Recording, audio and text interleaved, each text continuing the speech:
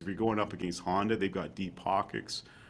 So, you have to get these investigators out right away, and the engineers look at the motorcycle and the gear, and that's the most important part of the claim.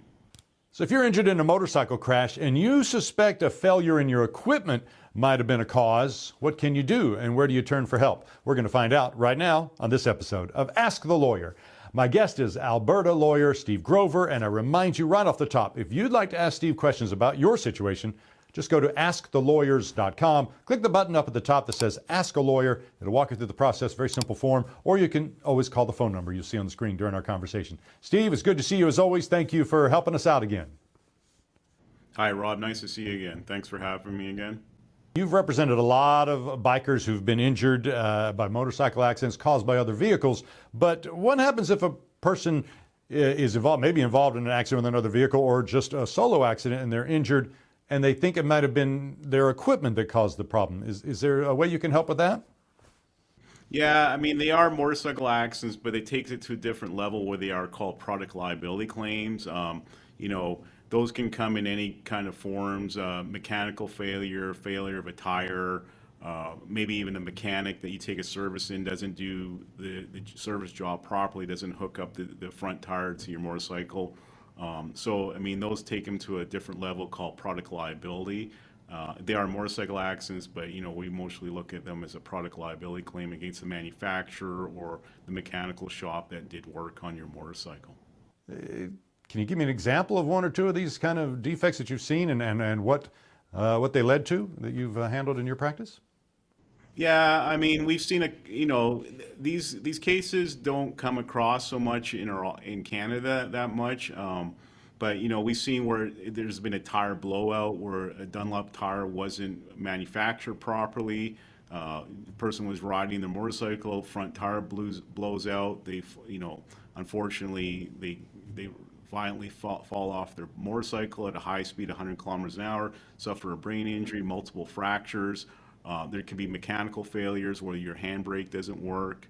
I mean, these defects are part of production because a lot of these motorcycles and tires are, made in a factory of high production. So that, whoever's the manufacturer is making these products and they're able to sell them, and so their profit goes up because they're all manufactured in a factory at a high rate. I know you're a rider yourself. You've had a lot of experience in this area. Let's talk about the tires a little bit. What's your advice for motorcycle riders when it comes to buying and maintaining tires for their bikes?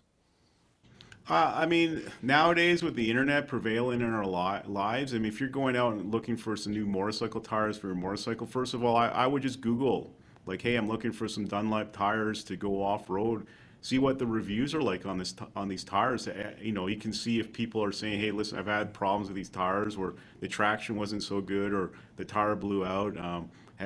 Most people post nowadays on Google review of, what a business is like. People can easily say, hey, listen, I bought these tires and there's a manufacturer recall on them. That's the first access, is Google is the encyclopedia for the 21st century. Secondly, go to the shop that you're buying these tires from and ask, the salesperson, the people that work in the service department, are these the right tires for this kind of bike? Because every type of bike is different. There's cruisers, there's adventure bikes.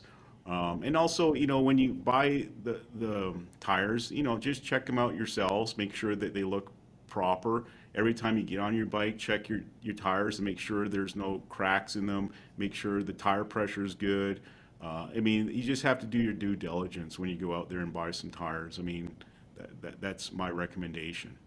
If someone's injured in a motorcycle crash, Steve, let's say there's not another vehicle involved, is there a way for them to know, at least to write off the hand, that it might have been an equipment failure or product liability or rider error? Or is this the kind of thing they need to talk to an expert like yourself to help them figure that out? Yeah, I mean, there's multiple factors that take consideration. I mean, obviously, if you're an experienced rider like myself, been riding most of my life, and all of a sudden you just wipe out for no reason, I mean, I would first of all question, like, okay, is there a manufacturer defect?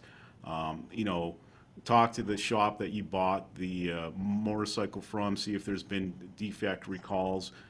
If you're not sure about that, hire a law firm like ourselves. We've done product liability claims.